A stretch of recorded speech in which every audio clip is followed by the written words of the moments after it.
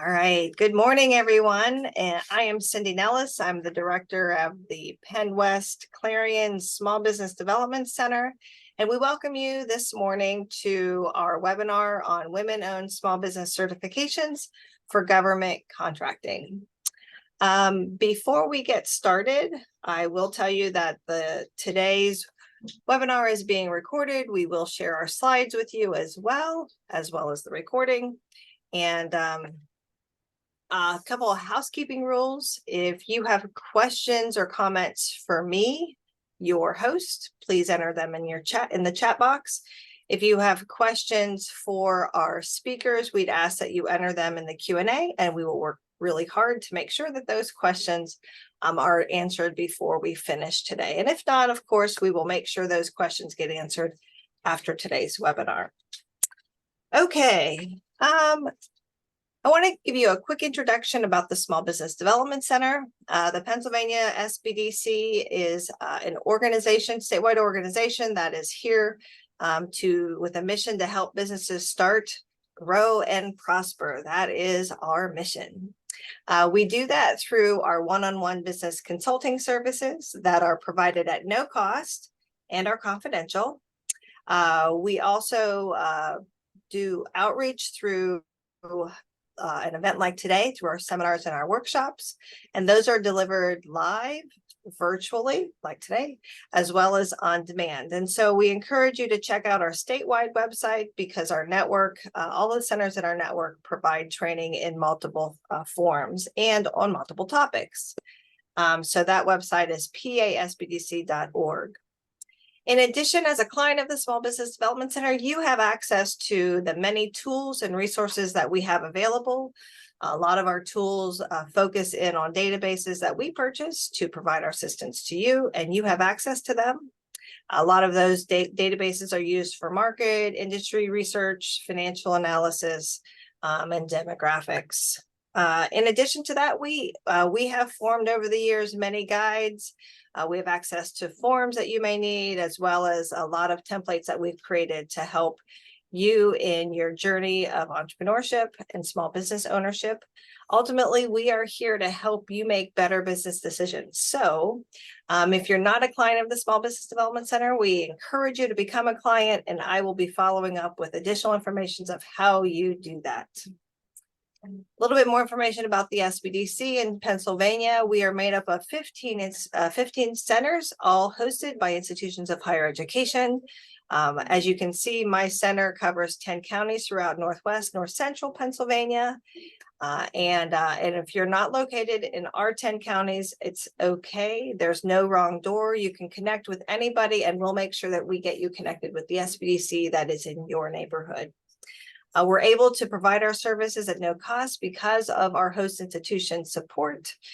In addition to funding through the Department of Community Economic Development on a state level, and through the Small Business Administration on a federal level. One other program that we house here at PennWest Clarion is the WEDNET program.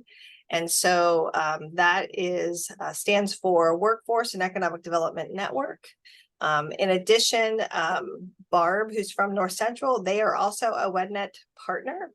But this is funding that we are charged with making sure that we get it to you, our business owners. And so the goal through that program is to provide funding to help companies stay competitive by updating and improving your employees' skills. And so we encourage you to check out that program at wednetpa.com. Know that businesses who qualify, first of all, the company has to be eligible, the employee has to be eligible, and the training has to be eligible. So if that is something that you're like, yes, I'd like to see if my company is eligible, we encourage you to put in an inquiry into wednetpa.com. And we can check to see if your training, your employee, and your company is eligible. Okay, with that, this is my contact information. Again, I will share those slides, how you connect with us in multiple ways. Today, we're going to hear from two of our government contracting specialists.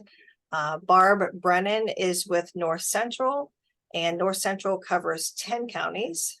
And Melissa Becker is the government contracting specialist with Northwest Commission, who I believe, if I remember correctly, is an 8-county coverage. So with that, I'm going to stop sharing my screen and I will turn it over to you, Barb.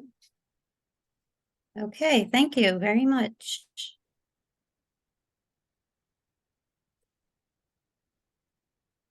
Okay, can you see my screen? Yes, it looks great. Okay. All right, good morning, and welcome to our webinar on the Women-Owned Small Business Certification Program. So I'm going to give you a brief overview of the Apex Accelerators, which we are formerly the PTACs, Procurement Technical Assistance Centers. I'm going to talk about who we are and what we do. Okay, so on the webinar today, we have 2 Apex Accelerators. We have Melissa from the Northwest Commission, and again, me from North Central. So we are funded by a cooperative agreement with the Department of Defense and through state funding, but we are not restricted to federal contracting. We're a nationwide network of procurement professionals working to bridge a gap between the buyer and the supplier. So we have 90-some centers across the U.S., and we serve businesses of all kinds within our assigned geographical area. Some of the services that we offer are free, confidential, one-on-one counseling. We assess vendors with federal, state, and local government contracting. We assist with registrations, such as the SAM registration, and the registration with the states, such as the PA Supplier Portal. We assist with the set-aside socioeconomic certifications, such as the one we are presenting today, the Women-Owned Small Business Certification. We help pursue contract and subcontract opportunities. We help with solicitation reviews. We help with bid proposal process, and we do a whole lot more. This was just to name a few of what we do. So you want to say, well, why do we want to sell to the government? Because they're the largest purchaser in the world. In the fiscal year of 21, we spent $24 billion, or the government spent $24 billion. It can be a lucrative profit for your company, and the government can be a loyal customer. So North Central is has 6-county area and is part of a partnership consisting of North Central, Southern Alleghenies Planning and Development Commission, and Northern Tier Planning and Development Commission. So the map shows the areas of representation along with our contact information. Here are the 8 counties that are represented by the Northwest Commission along with their contact information. So if you have any questions, do not hesitate to reach out to any of us. We'll be able to guide you to the correct Apex Accelerator in your geographical area. So the big takeaway message is that we are here to help, and due to the program funded through the taxpayer dollars, our services are free or of minimal charge. Thank you.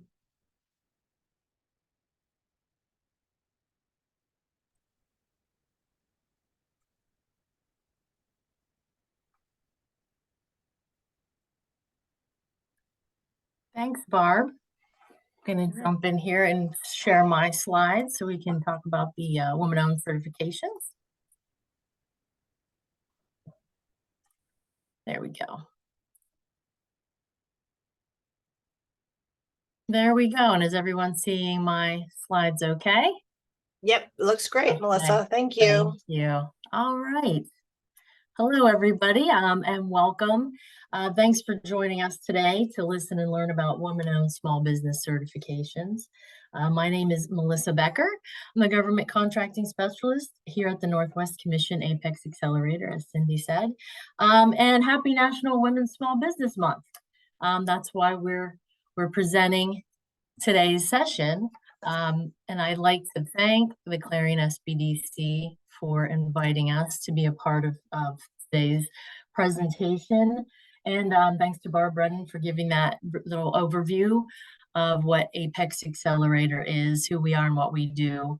As you heard, we're a free resource to help really with anything government contracting related, including the topic we're going to talk about today.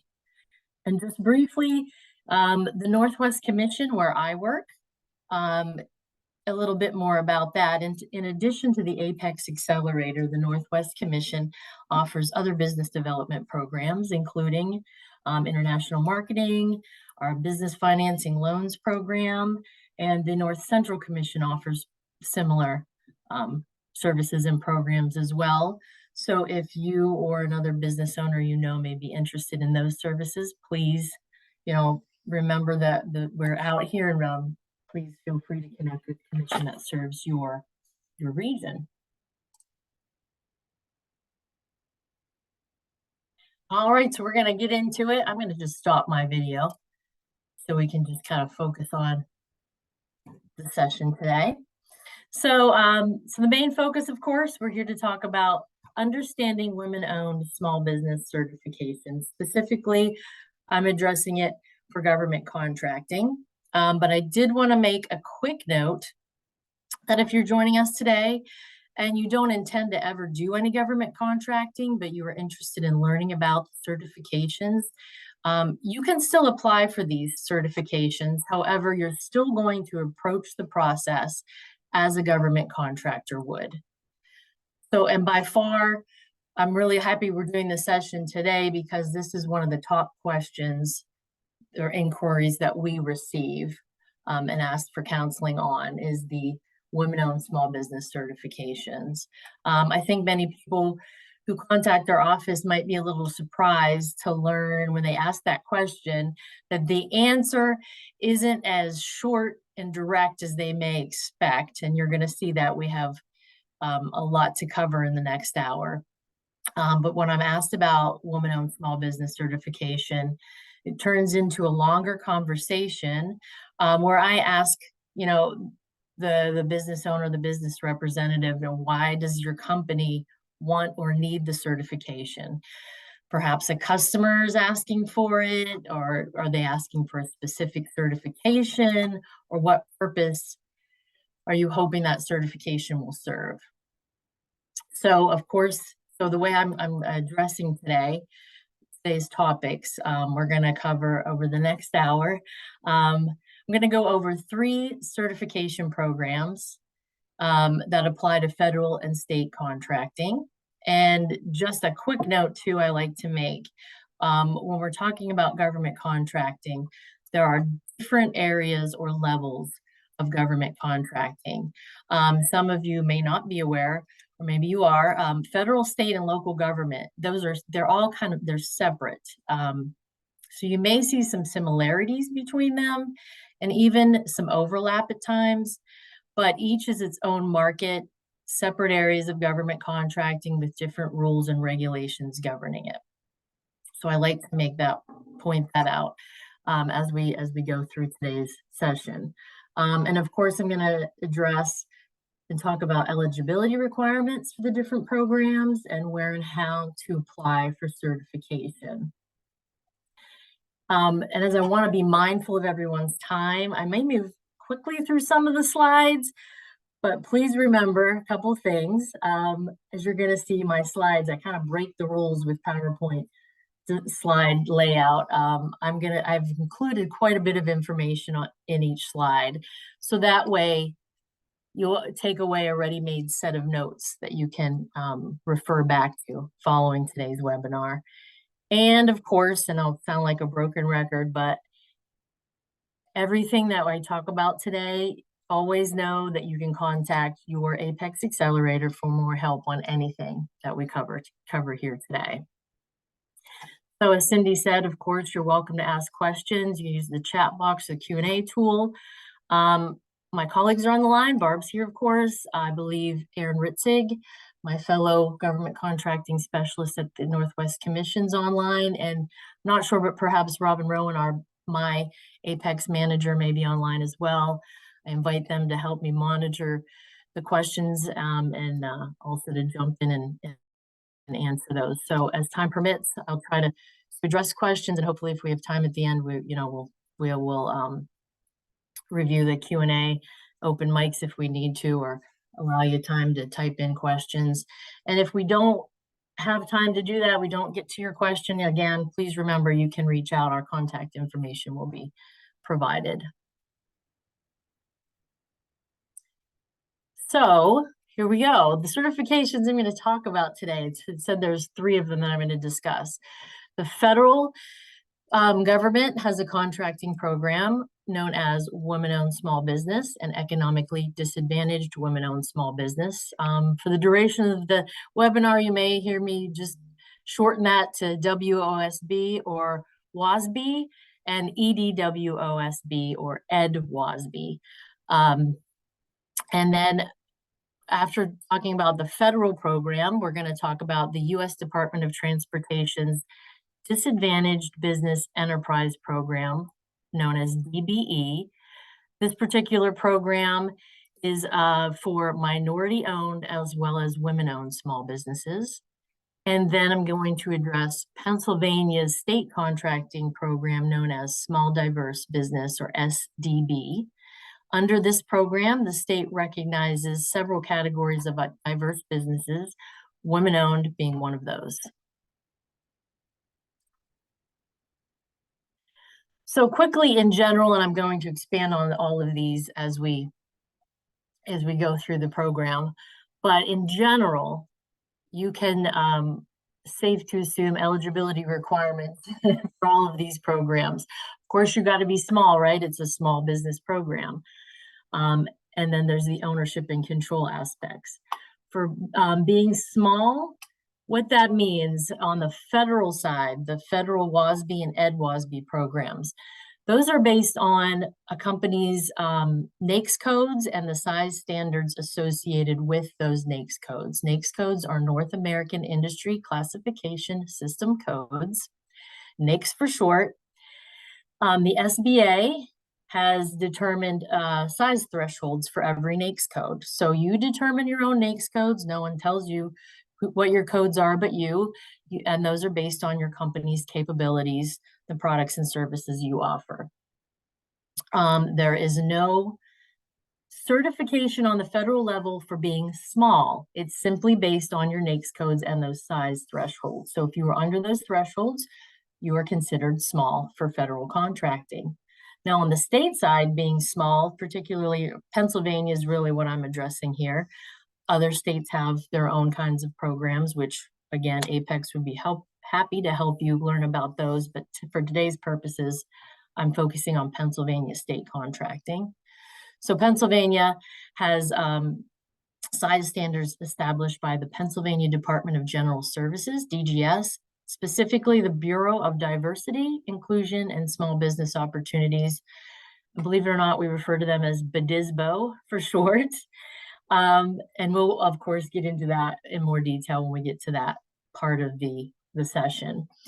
So that's, being small, right? It's a small business program. So then the woman-owned aspect is ownership and control. It's majority ownership and control. And in general, that looks like, of course, at least the majority, 51% or more ownership by one or more women, and control, majority control of the company. Meaning things like managing short-term, long-term decisions, day-to-day operations run by the female owner or owners. The woman holds the highest position within the company. And I wanted to make a quick note here as well. For any of these programs, there's not really a minimum amount of time that a business has to be operating. So as you just saw from those a couple of slides, lots of acronyms and abbreviations. So I like to add this slide in there so you can refer back to this just as kind of a guide of all the acronyms that are going to pop up during the session.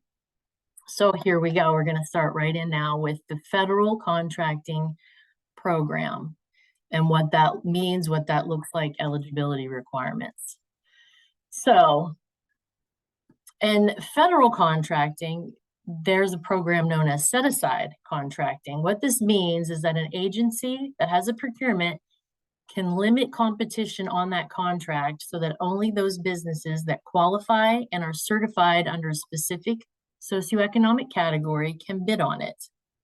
So this is one of the ways that the federal government is ensuring that small businesses are getting a share of the work in the federal market. So each agency sets an annual goal for participation by those socioeconomic groups. And you'll see listed here are those different groups, and women-owned small business is one of those set-aside programs. So these goals are set by Congress. The small disadvantaged business goal actually just bumped up quite a bit. I think it used to be 3 or 5%. Now it's at 10. But you can see the percentages, the goals that agencies have to do business with these different groups. There's no order of precedence for them. Of course, outside of the VA does do what's called vet first contracting. But again, this is why I want to bring this up, the set aside program, because the woman owned is one of those categories.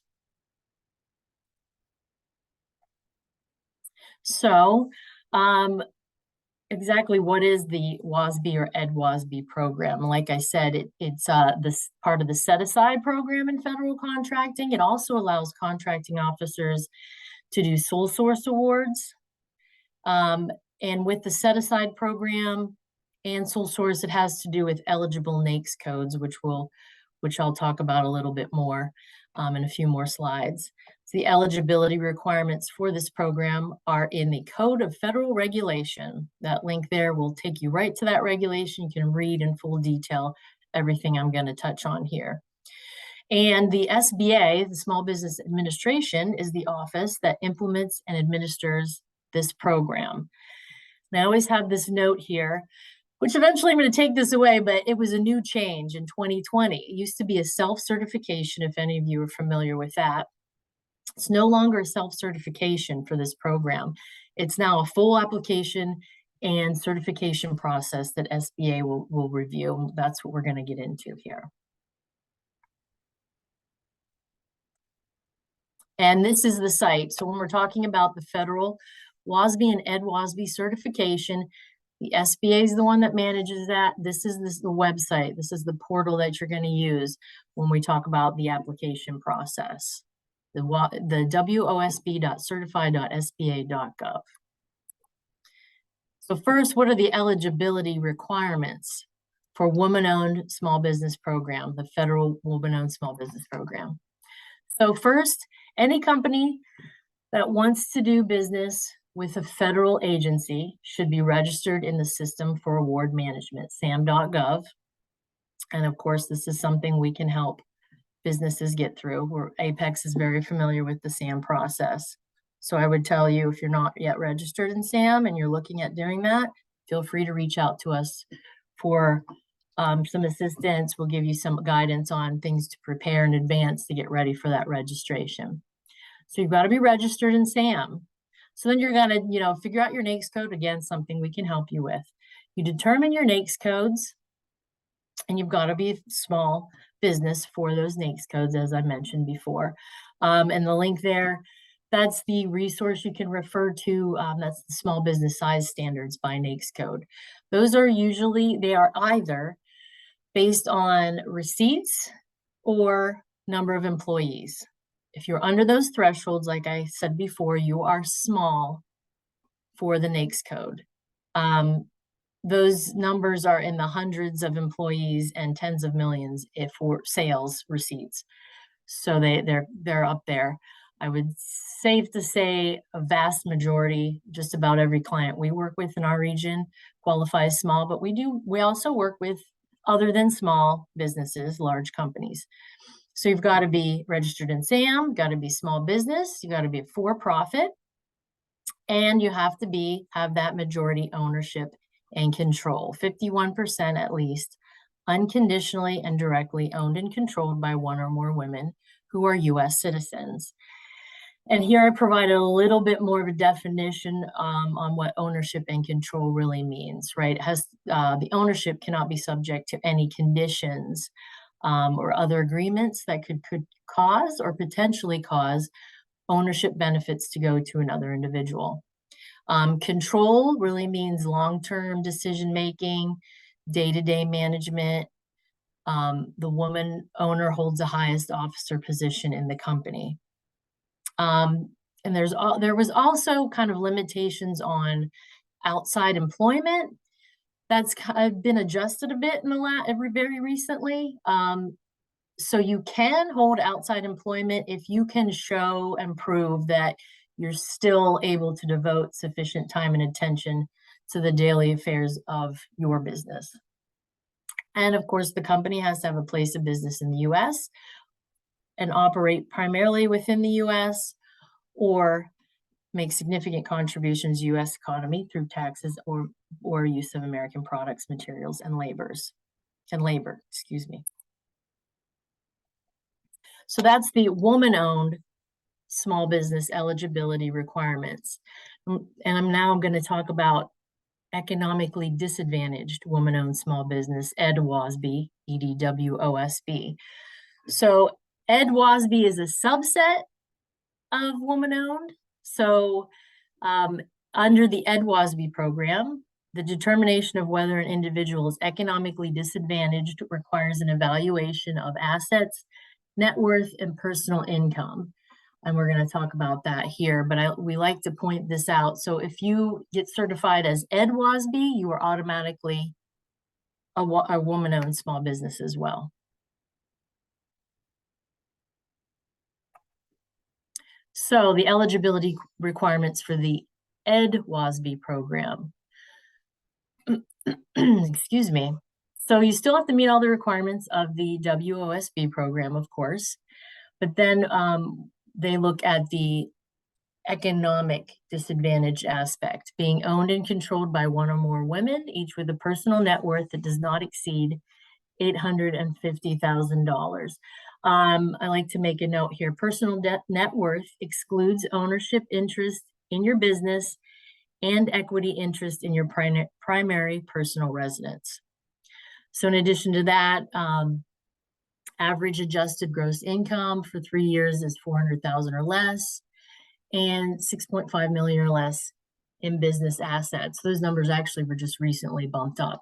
So these are the current figures.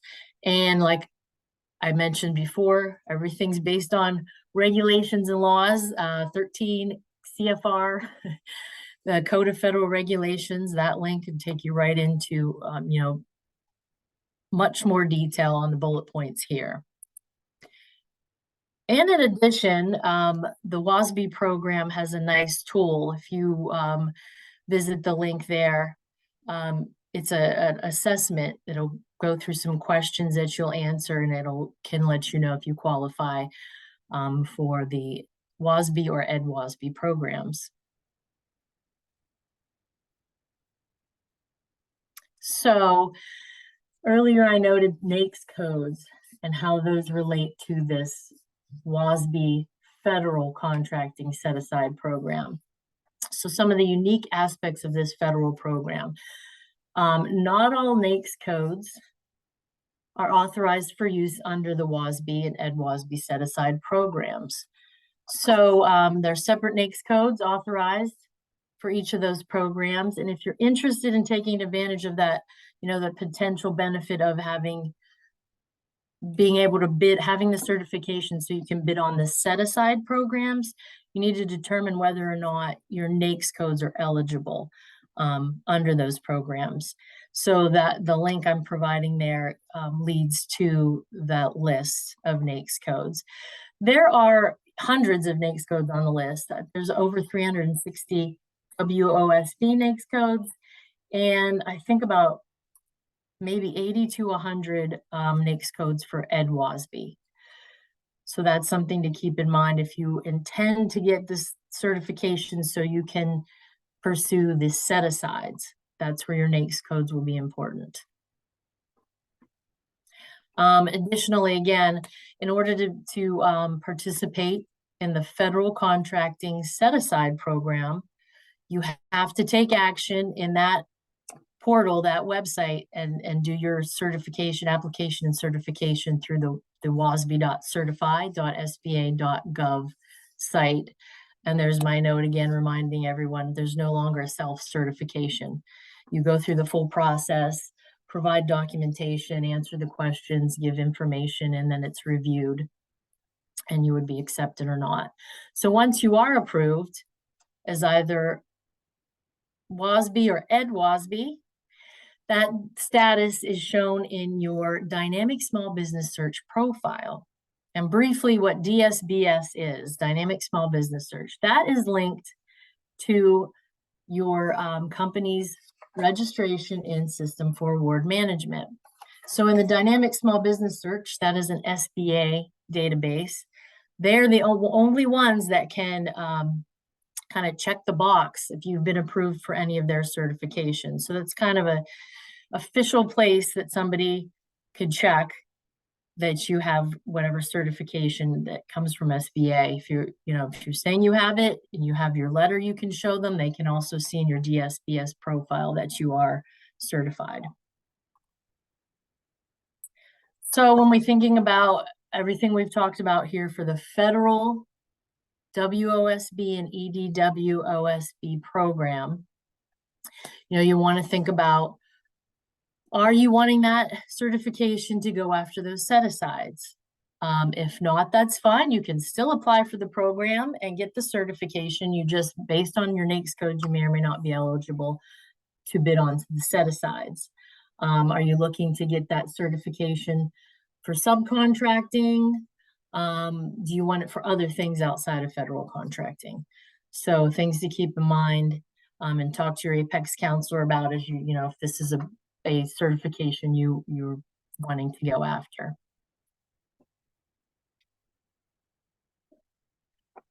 So what does certification look like? What does that mean? What do you have to do? So there's a couple options here. And all of those, both options are going to be done through the WOSB Certify website. So first option, do the full application. Do SBA's full application. Again, no longer self-cert, what that looks like, you're going to answer some questions, provide information, upload required documentation based on your business structure. The second option for getting certified through the WOSB Certify site is if you have or intend to get a certification from a third-party certifier. SBA has a short list of third-party certifiers that they approve for this program, for the federal WOSB program. So that involves still going to the WOSB Certify site. You're going to answer questions, provide info, but instead of doing all the supporting documentation, you've already done that with the third-party certifier. So you can just take your approval letter you got from that third party or your certificate and upload that to the WOSB Certify site.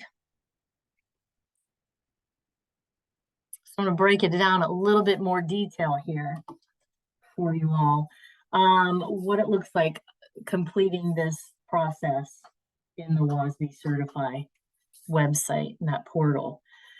That first option, doing the full certification through SBA. This is totally free. SAM registration's free. This process is free. Again, like we talked about, determining your NAICS codes, registering in SAM, that's something we can help you with. There's been some changes and updates in the SAM system.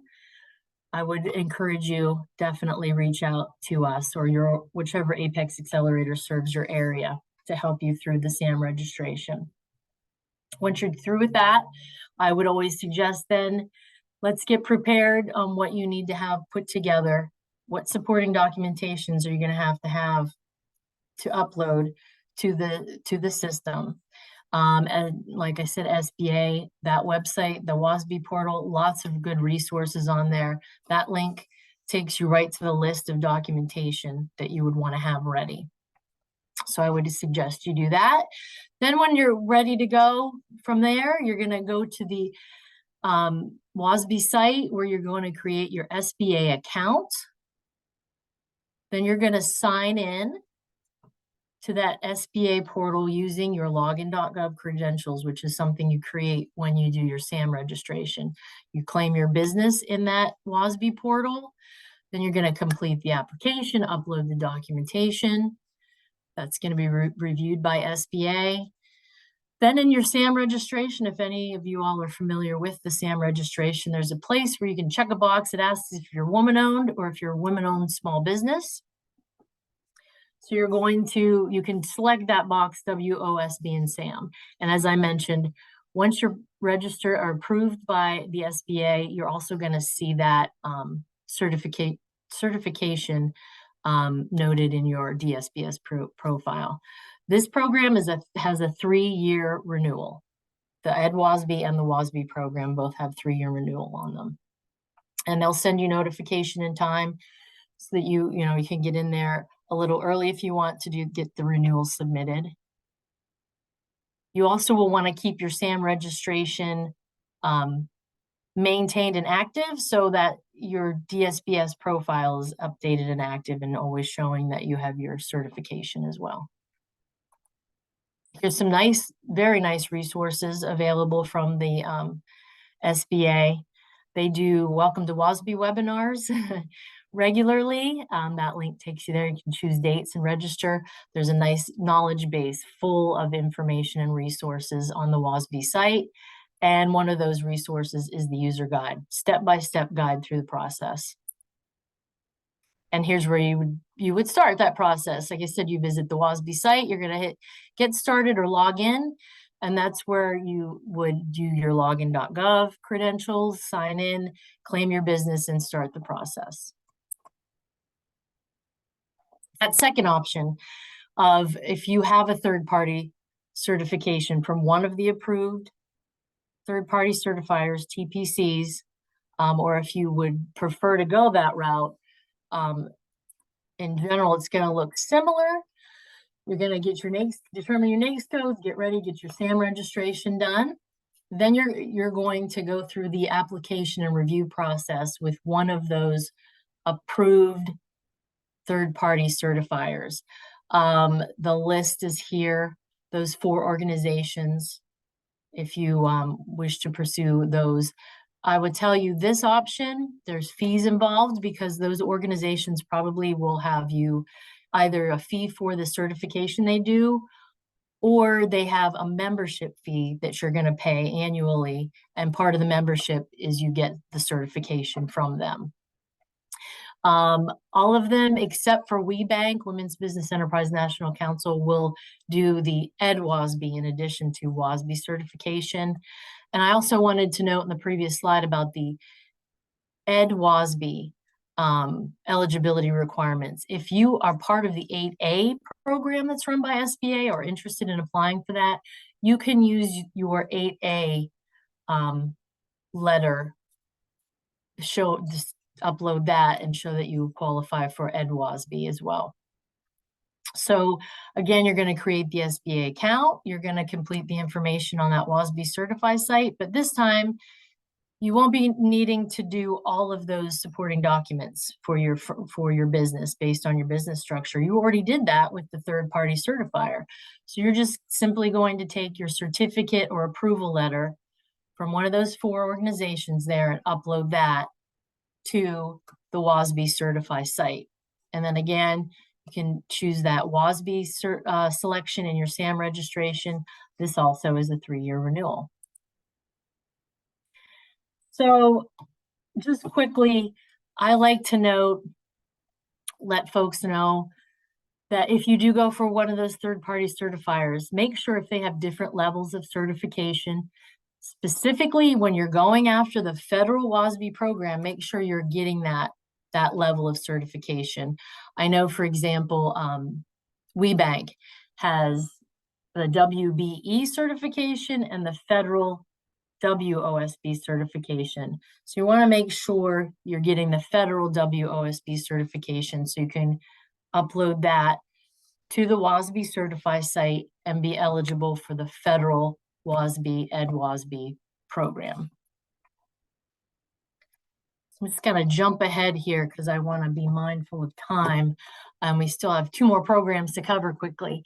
So this is just a quick at a glance. To be eligible for the federal WOSB EdWOSB program, those are the certifications that are accepted.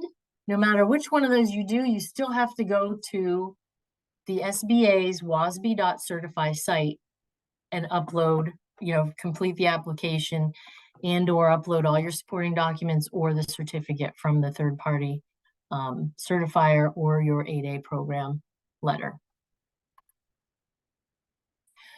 So yeah, I just quickly wanted to note there, again, the free option is to fully do the SBA's certification.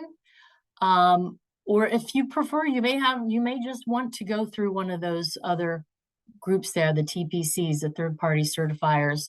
And like, again, there's likely going to be some fees involved with doing that approach. Now, let me see here. I want to quickly just maybe look at some questions very quickly.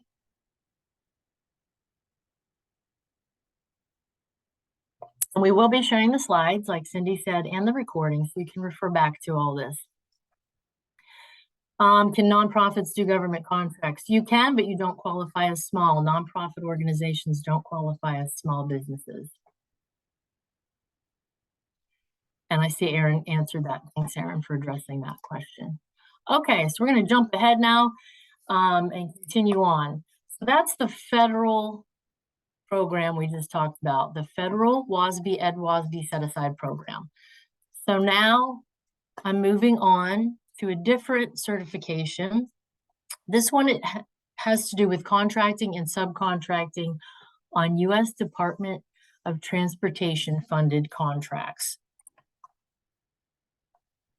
And as you'll see, this certification can also carry over to the state, Pennsylvania state contracting as well.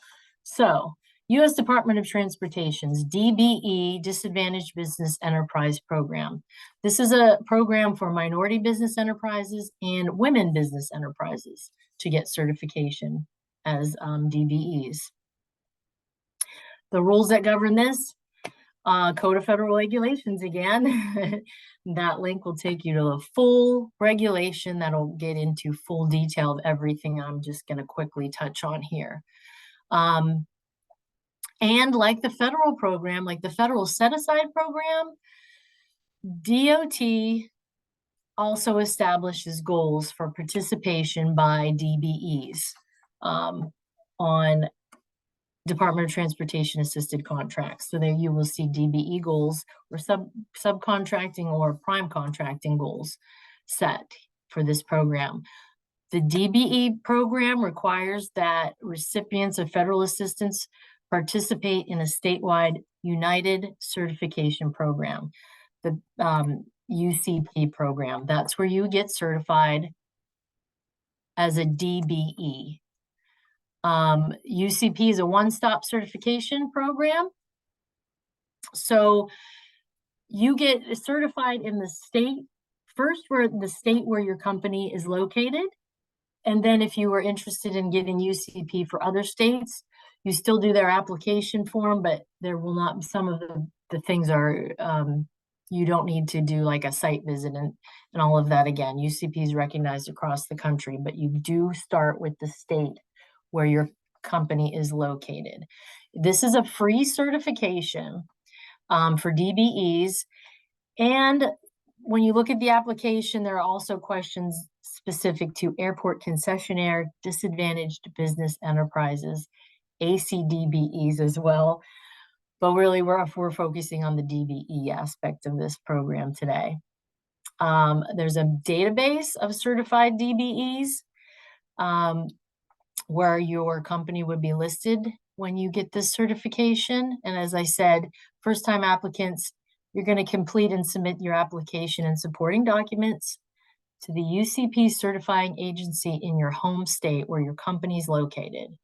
And you participate in an on-site interview. So they do a site visit and interview as part of this process. I don't know. I know with COVID, that was kind of out of the question, but I believe that that's back in place now. So when I'm talking about UCP, I'm really going to be talking about the Pennsylvania UCP program. Eligibility requirements for DBE. Again, majority ownership and control, but this program is specifically for socially and economically disadvantaged individuals. So through the application process, you're showing that you have social and economic disadvantage to be a DBE. Where women fall into this category, it's one of the presumed groups for this specific certification that have social disadvantage. For economic disadvantage, you have to do a personal net worth statement. Personal net worth cannot exceed 1.32 million. And again, there's that control, right? The disadvantaged owner, in this case, woman owner, makes long-term decisions, day-to-day management of the business, works at the business full-time during normal business hours.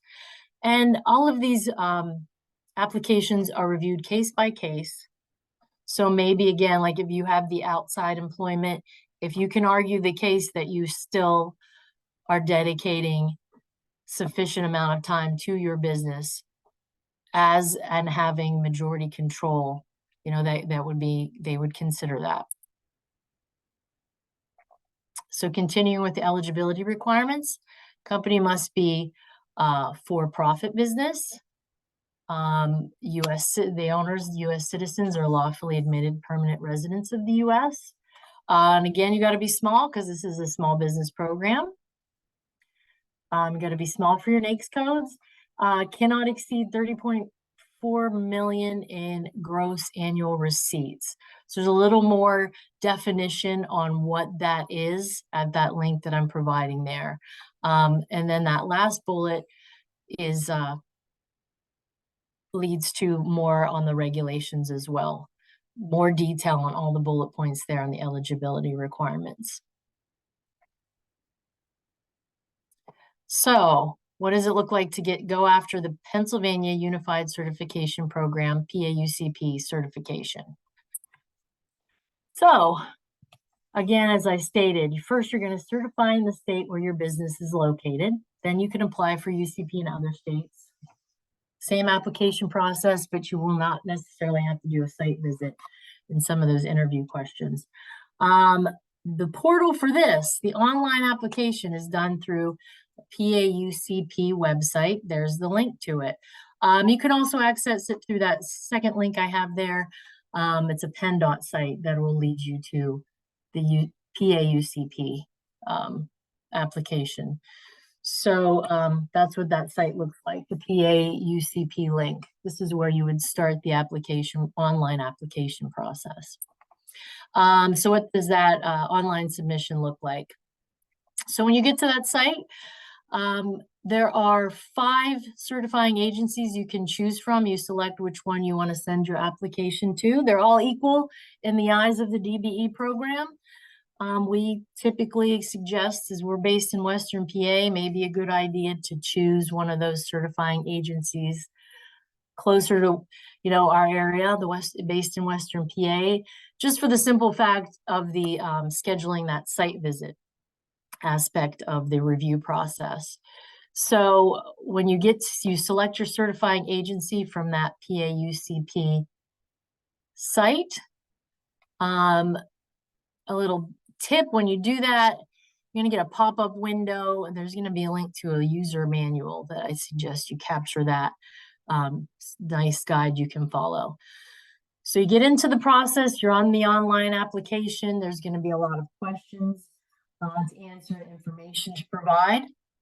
As preparation for the online application, I usually suggest taking a look at the paper document, the PDFs of the application instructions, the list of supporting documents, and the personal net worth statement. So those links there take you to what the paper application looks like with list of supporting documents that will be required, and the personal net worth statement that includes a list of supporting documents required.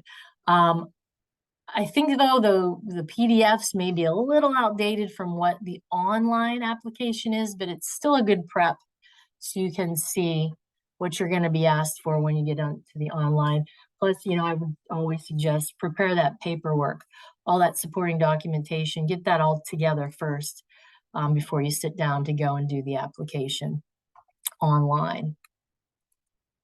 And again, that's that PAUCP site where you're going to start.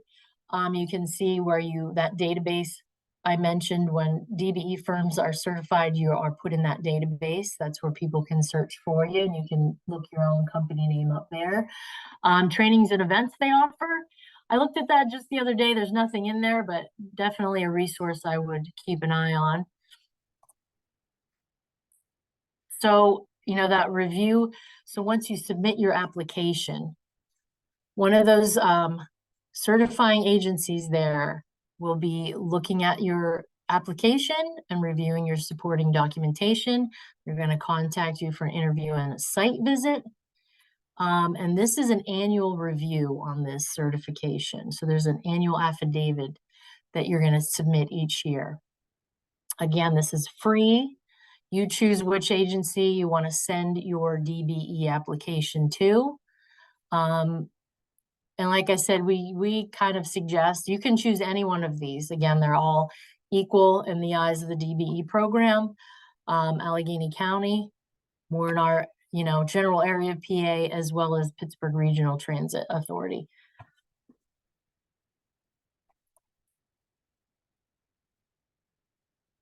So some things to think about when you're pursuing this DBE certification through PAUCP. A lot of the questions on the application are going to have to do with affiliation. Do the majority of your contracts come from one customer, one company? That could be seen as affiliation, and you may not then qualify for the program. Does your spouse or any immediate family owners own a business? Or do you share employees, equipment, office space with another company? So there's a lot of some of those questions that you're going to see in the application process are getting at. Again, as I stated at the top of the presentation, no minimum amount of time that your business has been operating. We usually suggest good idea, 2 years of business, just so you have your company established. And if you would be, not accepted at into the DBE certification, you would get a letter, email, and notice, whatever information from the reviewer that would let you know why you didn't qualify. And that would be up to you. You can decide if you would need to make whatever changes to your business structure or how it's organized, if you would want to, change things there to meet the eligibility requirements, and then apply again. Quickly, at a glance, to be eligible as a disadvantaged business enterprise for DOT, contracting and subcontracting, Department of Transportation, which includes PennDOT or any state's DOT department. The only one they accept for DBE is Unified Certification Program, and that's free. All right, so quickly, I know we are running very tight on time, but we will get through this. Looking at the Q&A quickly. Oh, someone asked about 8A. Yeah, 8A was on hold. Thank you, Aaron, for addressing that, because they made some changes. But I think the 8A portal may be open again. Not sure, but we can check for you. Again, something we can help you with, the 8A application. Okay, and moving right along. The last certification I'm going to talk about today. This is a certificate. We're going to talk about woman-owned certification for the purposes of state contracting. And I'm specifically addressing Pennsylvania today. Like I said, other states may have their own programs, and I would be happy to look, if your Apex counselor is more than happy to look into that for you. If you are interested in Ohio state contracting, they may have some kind of similar programs to this. We would be happy to look into that for you and get specific information and guidance for you. But today I'm addressing Pennsylvania specifically, state level contracting. So Pennsylvania has what's called, has a small business program, contracting program, and small diverse business programming, SDB. This is managed by PA Department of General Services, Bureau of Diversity, Inclusion, and Small Business Opportunities. And like the federal government WOSB program, WOSB program, and the DOT's DBE program, there are set-asides and subcontracting goals in Pennsylvania state contracting for small businesses, small diverse businesses, and veteran businesses. And as you'll see, the state recognizes several categories as being diverse businesses, and woman-owned is one of those. So again, this is a SDB. The Small Diverse Business Program is a subset of the Small Business Program. So in Pennsylvania, to be considered small, you've got to be a for-profit, US-based business, independently owned, not dominant in your field, can't have more than 100 full-time employees, cannot exceed 3-year average gross revenue of $38.5 million. Now, so as I said, with federal contracting, to be small, there's no certification to be small. It's based on your NAICS codes. For Pennsylvania state contracting, you do have to do a registration. There's a self-certification in a portal called PRISM that you will go through. You self-certify that you meet these requirements. And to be recognized as small for state contracts, for a Pennsylvania state contract that may be set aside for a small business, it will say right in the solicitation and the notice of the procurement that if it's set aside, you have to be registered with DGS. When they say that, they mean this portal that you have to be registered in.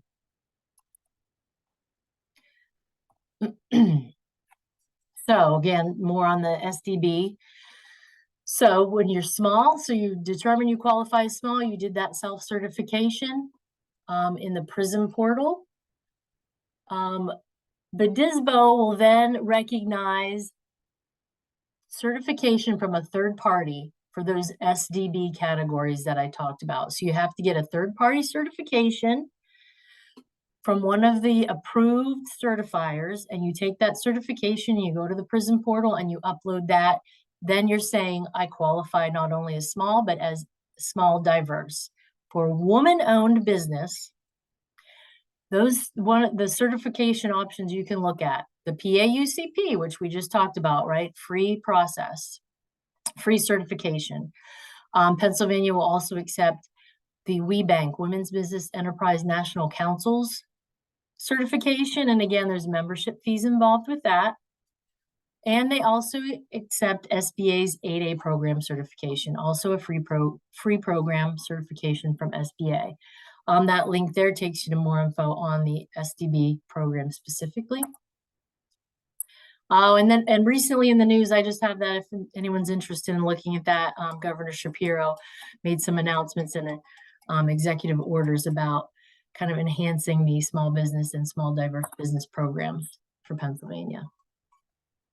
So what does SDB certification look like? What does that mean? What do you got to do? So first, similar to the federal government where you have to register in SAM, for Pennsylvania, you have to register in what's called the PA Supplier Portal. Free registration, pretty simple process. You do that, you get a Pennsylvania vendor ID number assigned to you. Through that, then once you've registered with the state and you determine that you qualify as small, you're going to go to the PRISM portal, complete the online small business self-certification. And then further, you've got that third-party certification saying you qualify as an SDB, in this case, woman-owned. You're going to upload that third party's letter or certificate also to that PRISM site. Briefly, the home of that PRISM portal is the bdisbo.prismcompliance.com.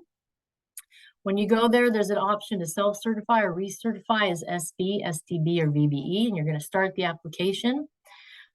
That's what it looks like. It looks deceiving, like you're going to log in, but you want to choose that on the lower right, that option to self-certify or recertify. And then once you do that, you jump into the application and go through the process. What that process looks like. You're going to select the option to be self-certified as small business, and you're going to choose the option for SDB, small diverse business. You're going to add your your industry codes. The federal government uses NAICS codes. Pennsylvania state uses what's called United Nations Special Product Service Codes, UNSPSC codes. I have a resource for that here for you on my resource list. So you're adding your industry codes to complete the small business self-cert. You're going to upload your 3 most recent tax returns, just the first page. Scan those in each year as a separate file. If you haven't been in business for 3 years, you can just upload like a placeholder document. And then that's for the small business aspect. For the small diverse business aspect, specifically woman-owned, you're going to upload your third-party certification. And again, that's either from from the Unified Certification Program. Really, Pennsylvania, for purposes of SDB, Pennsylvania will accept UCP from any state. Or they take WBE certification. And like I quickly noted previously, WBE does a WBE certification level and a federal WOSB certification level. For purposes of Pennsylvania SDB, the state will accept either of those levels of WBE certification. Or if you're in the 8A program, you can use your 8A approval letter as your third-party certification. Plus, there's some other documents you may be asked to provide, which I'll touch on briefly. And the nice, handy-dandy, step-by-step application guide for the small business self-cert and then the SDB or VBE verification process, all outlined in that link that will lead you to that guide. And briefly, that additional documentation, if you are using UCP as your third party or SBA as your third party certification, a couple other documents that you've got to provide. And this slide kind of touches on that. So once you've registered, completed the application, uploaded your tax documents and your third-party certificate, and you're approved, you will be listed in Department of General Services database. That's kind of your proof to, an agency or a prime contractor that you have this SDB and SB certifications. This is a 2-year renewal program. And you get reminders in advance so you can prepare and renew in time. So this is my at a glance to be eligible as a woman-owned small diverse business for Pennsylvania state level contracting and subcontracting. Which certifications are accepted? I'm hoping one day I have that asterisk there for the SBA's WOSB or EdWOSB program. I'm hoping that the state will perhaps consider accepting that, but I did notice that very recently they added the specific language to their website, their web pages, that the WOSB and EdWOSB are not accepted third-party certifications yet. And as I noted, UCP, if you're using that as your third-party certifier for your SDB, you can use the WBE certificate or the federal WOSB certificate from WBE. And DGS will accept any state's UCP for this program. Quick final thoughts, and my apologies, we're going over a little over time, but we'll be wrapping it up here soon. And I know we're getting into lunch hour, so some things to think about. Why do you want or need your woman-owned certification? Somebody asking you for it, somebody telling you need it, all things you can talk to your Apex counselor about. For the federal WOSB, EdWOSB set-aside program, what are your NAICS codes, right? Are you in those applicable NAICS codes? If somebody's asking for it, try to find out exactly what certification they want. I help clients that say, oh, this customer wants proof that I'm woman-owned. What are they asking for? Well, there's more questions there to ask. So we can decide or figure out which certification they're wanting, what's accepted, what path, I would suggest you to take, which certification to go after. If you work with Apex, you're familiar with capability statements, or you've heard that term. Again, we can do a whole presentation on that. Talk to your Apex counselor, something, marketing tool that you ought to have in place. I would tell you, if you get one of these certifications, put that on your capability statement. And as I've said over and over, ask the Apex for assistance. We can save you time and confusion, and time is very valuable. So this is my final at a glance, looking at all the different programs, the different certifications I talked about, which certifications are accepted by each, and resources. Where to find your NAICS codes for federal contracting. SAM.gov, that's that registration you need. Don't go to any other site, SAM.gov. It's free. We can help you with it. Some companies have sites that look similar to SAM. You'll go through it. They want money. Don't do that. We can help you with it. All the things I talked about, links to resources here, qualifying NAICS codes, the knowledge base for the WOSB Certify site, 8A, more information on the 8A program. Again, a certification we can help you with. The PA supplier portal, the registration guide for that, more on the SDB program, the supplier search for PAs, SDB, and VBE, where to find UNSPSC codes. Go to that website there. You can scroll down. There's a section where you can actually see the full list of UNSPSC codes. And of course, the SBDC, the Apex Accelerators are here as a resource as well. So we covered a lot very quickly. I know it was a lot to take in, but as Cindy said, we're happy she's recording today. We'll share that recording, share the slide deck. Our contact info is there. Please reach out. And again, thank you for joining us today. Awesome. Thanks, Melissa. We do appreciate you and Barb, and I know Erin's been busy answering questions too. And so we thank you for being a part of our program today.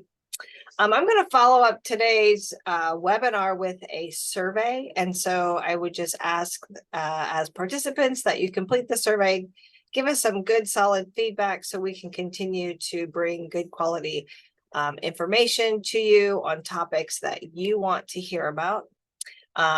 Reminder, I'll be sending out the slides and the recording as soon as it has processed through.